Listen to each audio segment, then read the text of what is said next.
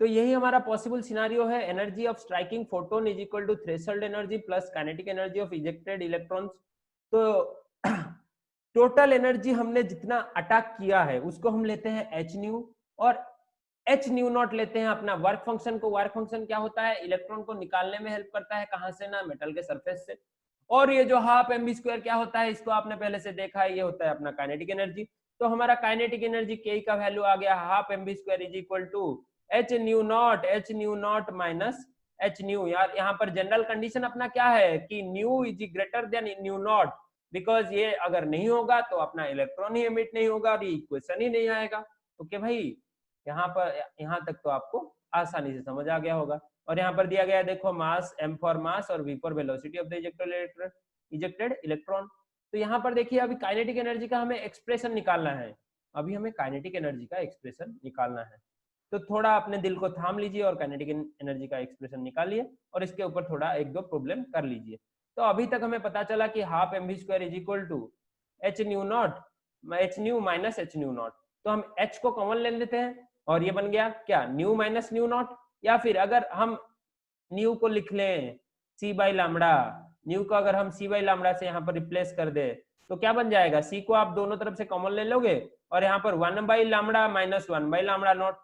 और इसी इक्वेशन को लिख के आप एक बड़ा सा बॉक्स बना दो, इसी इक्वेशन को लिख के आप बड़ा सा बॉक्स बना दो, इसी इक्वेशन को लिख के आप बड़ा सा बॉक्स बना दो। उसके नीचे एक छोटा सा एग्जाम्पल है जो कि आप आसानी से सॉल्व कर सकते हो, जो कि एक छोटा सा एग्जाम्पल है जो कि आप आसानी से सॉल्व कर सकते हो। आपको थ्रेशोल्ड फ्रीक्वेंसी भी नॉट गिवन है और काइनेटिक एनर्जी वाला फ्रीक्वेंसी भी गिवन है, और यहाँ पर सिर्फ आपको simply half M B square निकालना है। वो क्या है, v गिवन है, v नॉट गिवन है, या फिर न्यू गिवन है, न्यू नॉट गिवन है। तो आपको न्यू माइनस न्यू नॉट करना है और h के साथ मल्टीप्लाई कर देना है, आपका काइनेटिक एनर्जी का वैल्यू आ जाएगा। जल्दी से ये इक्वेशन लिखो, ये इक्वेशन लिखो, और ये है आइंस्टाइन इक्वेशन का कंक्लूजन, काइनेटिक एनर्जी का वैल्यू। और यहाँ से आप वर्क फंक्शन का वैल्यू भी निकाल सकते हो, इसको हम बोलते हैं डब्लू नॉट, ई नॉट भी बोलते हैं। किसको, वर्क फंक्शन को हम डब्लू नॉट बोलते हैं, ई नॉट बोलते हैं, एच न्यू नॉट बोलते हैं, और इसको हम लिख सकते हैं H C by lambda not. ये लामड़ा नॉट क्या होता है, थ्रेशोल्ड वेवलेंथ होता है। जैसे ही हम वी नॉट को बोलते हैं थ्रेशोल्ड फ्रीक्वेंसी, लामड़ा नॉट को हम बोलते हैं थ्रेशोल्ड वेवलेंथ। ये सब रिलेटेड टर्म है बेटा। जितना आपका वी नॉट बढ़ेगा लामड़ा नॉट उतना डिक्रीज करेगा, जितना आपका वी नॉट डिक्रीज करेगा लामड़ा नॉट उतना इंक्रीज करेगा। बहुत ही बढ़िया, आगे नहीं।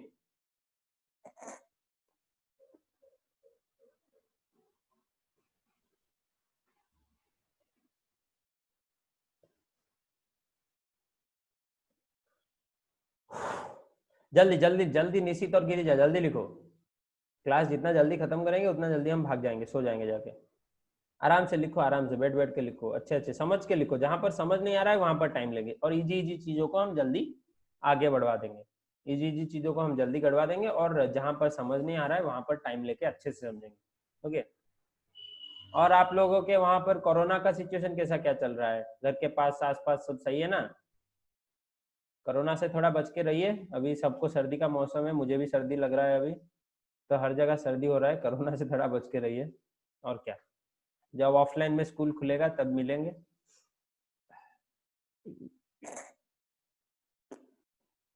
अभी के लिए अच्छे से लिखो और ये एग्जाम्पल अपने कॉपी में लिखो, जल्दी जल्दी एग्जाम्पल अपने कॉपी में लिखो, इक्वेशन कॉपी में लिखो, उसके बाद मुझे बताओ। हम चलेंगे क्वेश्चन आंसर, क्वेश्चन आंसर में अपना जो 15 क्वेश्चन है इसको मैं आपको डिस्कस करवा दूंगा, और आपके लिए होमवर्क रहेगा। ये जो 15 क्वेश्चन है मैं आपको डिस्कस करवा दूंगा और आपके लिए होमवर्क रहेगा बेटा, ये 15 क्वेश्चन आपके लिए होमवर्क रहेगा, पर मैं हर क्वेश्चन को यहाँ पर आपके सामने डिस्कस करवाऊंगा, उसके बाद जाके होमवर्क दूंगा। ऐसे नहीं होमवर्क देते, अगर आपको नहीं आएगा तो बोलोगे सर ने तो ये पढ़ाया नहीं, तो इसलिए मैं पहले आपको पढ़ा दूंगा और उसके बाद होमवर्क दूंगा। आपको सबको इसमें इसको कॉपी में लिख के अच्छे से करके लाना है। जल्दी जल्दी एग्जाम्पल 4.2.4 करो। जुगेंद्र दत्त आप कहाँ भाग गए थे, आप कैसे मिस कर दिए, बहुत ही इंपॉर्टेंट पार्ट आपका चला गया, बहुत ही इंपॉर्टेंट पार्ट आपका चला गया, आप मिस कर दिए। आइंस्टाइन फोटोइलेक्ट्रिक इफेक्ट का कंक्लूजन आप मिस कर दिए। ओके, इस इक्वेशन को लिखिए, काइनेटिक एनर्जी वाले इक्वेशन को, और मेरा यूट्यूब में वीडियो डल जाएगा और वहां से ये वाला पार्ट आप देख लेना, एटॉमिक स्ट्रक्चर 8 होगा उसका नाम, उसके पहले 2 मिनट देख लेना, वहां से आपको पता चल जाएगा कि हमने क्या पढ़ा है फोटोइलेक्ट्रिक इफेक्ट के बारे में इसी क्लास में। आज शाम तक डल जाएगा, डोंट वरी।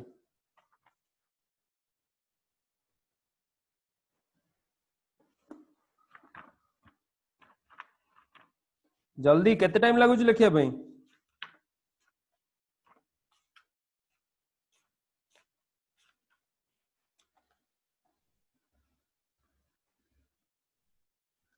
निश्चित केते टाइम लागुच लिखिया भाई? हो गया Girija? Yes sir. Okay Jugendra तमे आम सहित डायरेक्ट एक्सरसाइज करो तापर एटा पछरे रिवाइज करिवो आ मते डाउट पचारिवो हैला, जदी न बुझी हबो मते पचारिवो, टोटल बुझी दबा तुमको।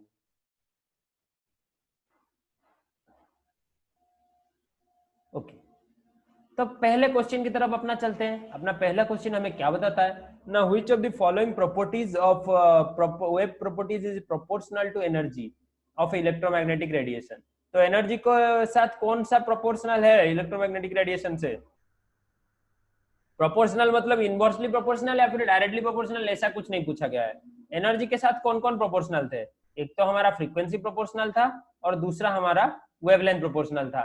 यहाँ पर तो फ्रीक्वेंसी का ऑप्शन नहीं है, एम्पलीट्यूड नहीं होगा, वेव नंबर नहीं होगा, वेलोसिटी नहीं होगा, तो एक ही ऑप्शन है जो सी वेवलेंथ।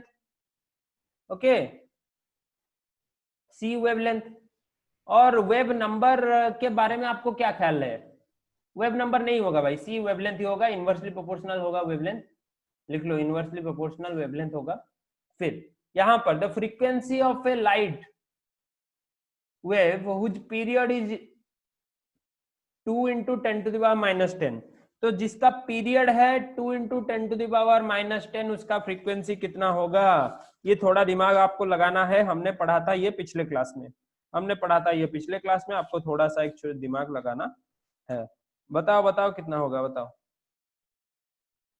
तो हमें क्या पता था, period is equal to time period is equal to 1 frequency, हाँ कि नहीं?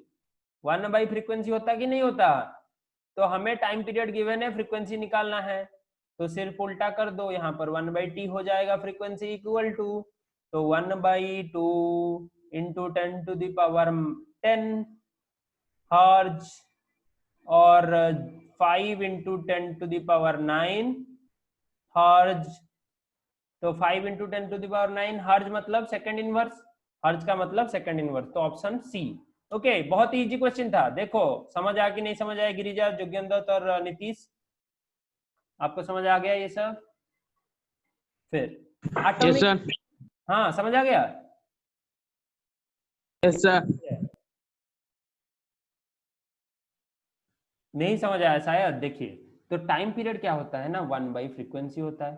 तो आपका अगर टाइम पीरियड गिवन है, तो फ्रीक्वेंसी निकालने के लिए सिंपली टाइम पीरियड को आधा कर दो, या फिर 1 उतना कर दो। 1 उतना कर दोगे तो क्या हो जाएगा, 1/2 × 10⁻−10 था इधर, वो ऊपर चला जाएगा 10⁻+10 हो जाएगा, और ये 1/2 को आप लिख सकते हो 0.5। 0.5 से ये 0 को हटाने के लिए, हमें 5 करने के लिए इसको यहाँ से 10 में लाऊंगा, और ये बन जाएगा 10⁹ हर्ट्ज, और यहाँ पर बन जाएगा 5 × 10⁹ हर्ट्ज, जो है हमारा फाइनल आंसर।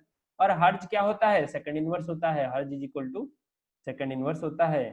तो ये हो गया हमारा क्वेश्चन 2 का आंसर, ऑप्शन सी। फिर तीसरा क्वेश्चन आप खुद बताओ मुझे, atomic emission spectra of an element can not be used to. Atomic emission spectra हमें किस चीज के लिए हम यूज नहीं कर सकते? अच्छे से ऑप्शन पढ़ो और मुझे बताओ। एलिमेंट को आइडेंटिफाई करेगा, हाँ ये एलिमेंटिटी का आइडेंटिटी कार्ड होता है, ये जो एटॉमिक एमिशन स्पेक्ट्रा एलिमेंट का आइडेंटिटी कार्ड होता है, ये तो सही है। फिर दूसरा option, determine the mass of the nucleus of atom, इसके बारे में मुझे कुछ पता नहीं। फिर तीसरा option, the measure of the difference between the energy of pairs of stationery state of atom, हाँ ये मैं कर सकता हूँ। कैसे ना, मुझे 2 वेवलेंथ पता होंगे और वेवलेंथ से एनर्जी निकालना हमें आता है। कैसे निकालते हैं? E = hc/λ। फिर चौथा पॉइंट क्या है, calculate the ionization energy of atom, हाँ कैलकुलेट कर सकते हैं। तो फिर तो कौन सा ऑप्शन बचा कि 3B होगा आंसर। हम मास नहीं निकाल सकते एटॉमिक स्पेक्ट्रा देख के। और ये वाला क्वेश्चन तो आपको इजीली आ जाएगा, which of the following is the correct order of increasing frequency. तो सबसे ज्यादा फ्रीक्वेंसी किसका होगा? कॉस्मिक रे का होगा, अभी हमने पढ़ा था। कॉस्मिक रे से सबसे उससे ज्यादा फ्रीक्वेंसी किसका होगा? कॉस्मिक रे से किसका भी ज्यादा फ्रीक्वेंसी नहीं है।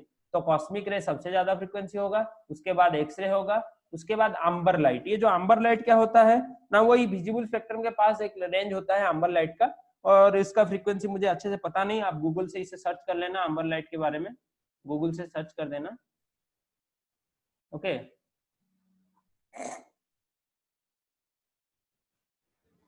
फिर which of the following relates to light as wave motion? कौन कौन वेव मोशन दिखाते हैं लाइट का? दोनों ही पॉइंट दिखाते हैं। पहला पॉइंट हमारा इंटरफेरेंस दिखाता है वेव मोशन, और डिफ्रैक्शन दिखाता है, इंटरफेरेंस दिखाता है वेव मोशन, और डिफ्रैक्शन भी दिखाता है वेव मोशन। तो यहाँ पर ऑप्शन सी हमारा हो जाएगा आंसर, यहाँ पर ऑप्शन सी हमारा हो जाएगा आंसर। समझ आ गया? फिर सिक्स्थ क्वेश्चन हमें बताता है black body is an object which is capable of emitting and absorbing all frequency uniformly। Option C, तो वो हर फ्रीक्वेंसी को इमिट कर सकता है और हर फ्रीक्वेंसी को ऑब्जर्व कर सकता है uniformly and perfectly. Okay, uniformly and perfectly, तो ही जाके एक बॉडी को हम बोलेंगे ये परफेक्टली ब्लैक बॉडी है। ओके, तो यहाँ तक मुझे लगता है आपको समझ आ गया होगा। अगर नहीं समझ आया इस 1 to 6 में से किसी को कुछ डाउट है तो जल्दी बताओ, नहीं तो हम अगले पार्ट में चलेंगे। 1 से 6 तक किसी को कुछ doubt? No sir. No sir. Okay, बहुत बढ़िया, समझ आ गया। ये होमवर्क बन जाएगा आपको, अगले क्लास से पहले इसको दिखाना है और क्लास में घुसना है। अगर नहीं करोगे तो क्लास में सच में नहीं घुसाऊंगा अगले बार से। आज गिरिजा ने सिर्फ होमवर्क किया था और किसी ने नहीं किया।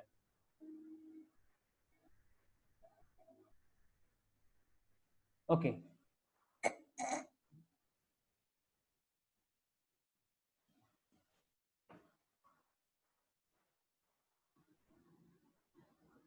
इन photoelectric effect the number of photo electrons emitted is proportional to. कैसे पता चलेगा number of photo electron is emitted proportional to? किसके साथ प्रोपोर्शनल होगा बताओ? इंटेंसिटी, पहले हमने बताया था आइंस्टाइन का दूसरा पॉइंट, इंटेंसिटी के ऊपर डिपेंड करेगा, फ्रीक्वेंसी के ऊपर डिपेंड नहीं करेगा। फिर 8 the kinetic energy of photo electron does not depend upon. Kinetic energy किसके ऊपर डिपेंड नहीं करता? फ्रीक्वेंसी के ऊपर डिपेंड करता है भाई, और वेवलेंथ के ऊपर भी डिपेंड करता है। अगर फ्रीक्वेंसी और वेवलेंथ दोनों के ऊपर डिपेंड करता है तो वेव नंबर के ऊपर भी डिपेंड करेगा, पर इंटेंसिटी के ऊपर डिपेंड नहीं करता।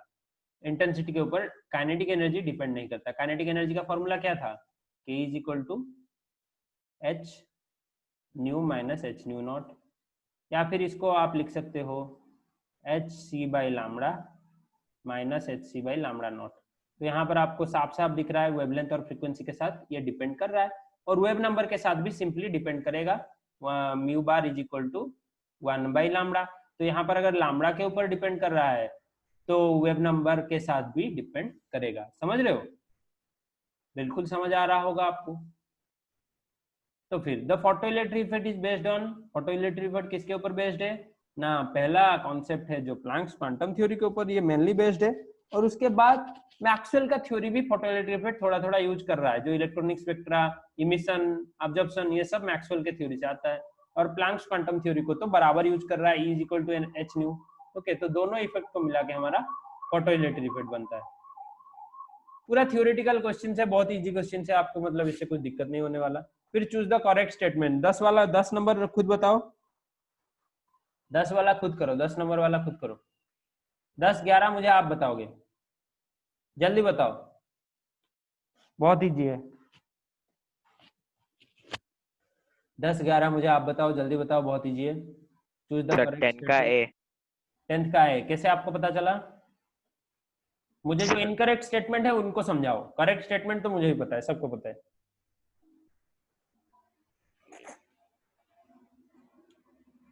जल्दी समझाओ, जल्दी समझाओ सर समझाओ। हाँ, इनकरेक्ट स्टेटमेंट को समझाओ। सर BCD उन तीनों को समझाना पड़ेगा। हाँ, सबको समझाना पड़ेगा। करेक्ट स्टेटमेंट तो सबको पता है, photons are quanta of light, इसके बारे में क्या मतलब क्या रॉकेट साइंस है इसमें? मुझे समझाओ। सर प्लैंक्स कांस्टेंट तो इंडिपेंडेंट है। Value of Planck's constant is independent of energy, ये गलत क्यों नहीं, ये गलत क्यों है?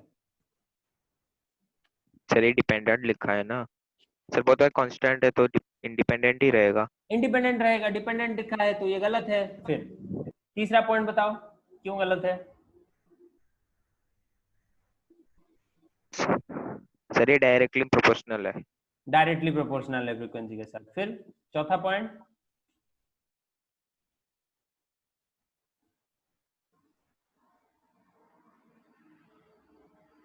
every object emits radiation whose predominant frequency is independent on its temperature.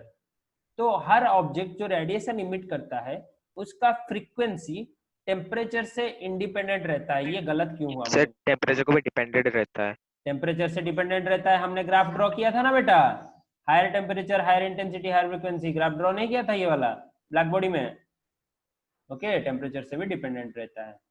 फिर चौथा 11th बताओ, 11th the characteristics not associated with Planck's theory is.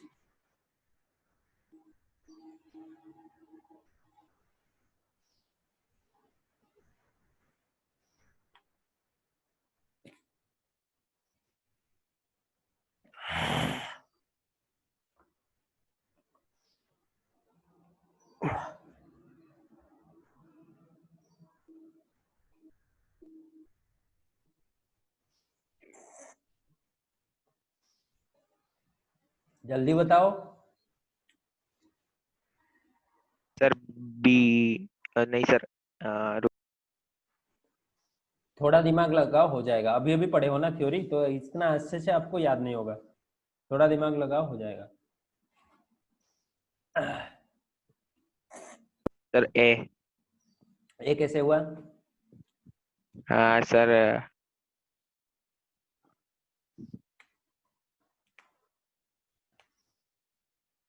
Sir वो डिसकंटिन्यूअसली तो एब्जॉर्ब्ड होते हैं और एमिटेड होते हैं, तो इधर लिखा है नाइदर एमिटेड और एब्जॉर्ब्ड डिसकंटिन्यूअसली, मतलब हाँ, तो इसीलिए ये ऑप्शन सही रहेगा। ये ऑप्शन हमारा गलत रहेगा, एसोसिएटेड नहीं है प्लैंक से। ओके, ये ऑप्शन हमारा आंसर सही है, पर ये ऑप्शन प्लैंक से एसोसिएटेड नहीं है। और बाकी दोनों ऑप्शन क्या है? Radiation energy is associated, okay, and the magnitude of energy is associated with the quantum and proportional to frequency E is equal to h nu. ये आपको पता है, प्लैंक से पता है। तो यहाँ पर सी, डी और बी ये तीनों ऑप्शन करेक्ट है, पर आंसर नहीं है। और ये जो रॉन्ग ऑप्शन है ए है, यही हमारा आंसर है। समझ रहे हो?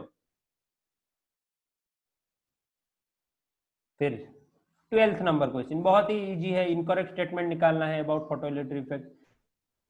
ये भी बताओ आप, फिर 13, 14, 15 मैं करूंगा आपके लिए।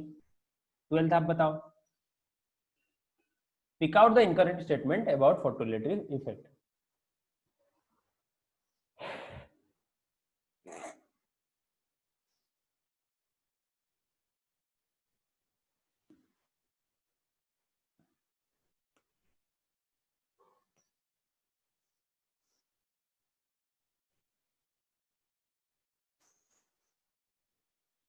एक बार सारे तीनों ऑप्शन को अच्छे से पढ़ो, फिर बताओ कौन सा सही है कौन सा गलत है।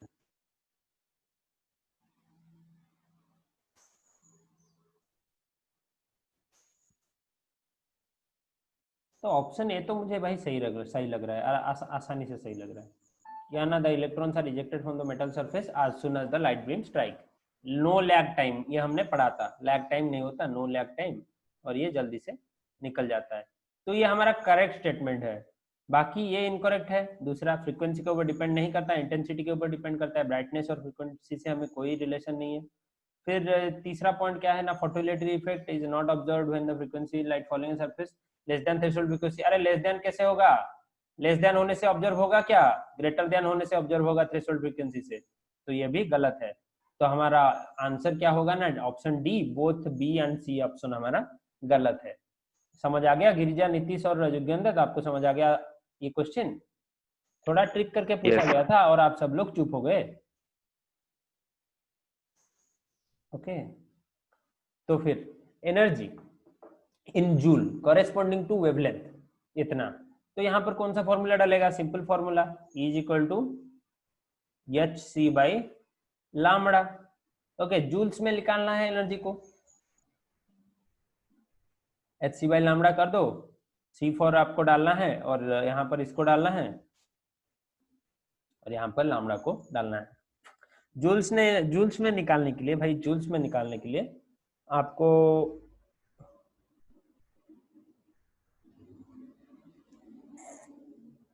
नॉर्मली मीटर में डाल के करो, मीटर में डाल के करो, जूल्स में निकलेगा, मीटर में डाल के करना है।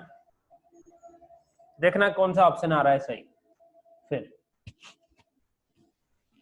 मीटर में डाल के करो, कितना आ रहा है मुझे बताना, फिर बताएंगे जूल्स होगा कि किलो जूल होगा, क्या होगा। मीटर में ही डाल के करो, मीटर में डाल के करो। ऑप्शन डी आ जाएगा आपका, मीटर में डाल के करो। The wavelength of photon, wavelength आपको given, the energy of photon आपको गिवन है, what is the wavelength in nanometre. तो अर्ग को पहले आप अर्ग को पहले नहीं, अर्ग में ही सबको दिया गया है, तो अर्ग में ही कन्वर्ट कर दो, फिर आपका जो वेवलेंथ निकलेगा वो सेंटीमीटर में निकलेगा और उसको आपको नैनोमीटर में कन्वर्ट करना है। तो ये 14 का नंबर क्वेश्चन है, E equal to hc by lambda, same formula से होगा। फिर 15 नंबर क्वेश्चन, ये 13 14 आपका होमवर्क है, फॉर्मूला आपको पता है, आपको सिर्फ आंसर निकालना है। ओके 15 नंबर बताओ, a light of a wavelength lambda is absorbed if it emits two radiation wavelength lambda 1 and lambda 2, then क्या होगा? हमें क्या पता था, 1 by lambda is equal to 1 by lambda 1 plus 1 by lambda 2। ये इक्वेशन हमारे पास था पहले से, जो हमने आइंस्टाइन इक्वेशन के बाद ये डिराइव किया था दूसरे पॉइंट में, ये प्लैंक्स के दूसरे पॉइंट में डिराइव किया था ये वाला। तो यहाँ पर एलसीएम ले लो, क्या हो जाएगा, lambda 1 lambda 2 is equal to lambda 1 plus lambda 2। चले गए? हाँ क्या हुआ? नहीं जी, नहीं गए अभी हैं हम,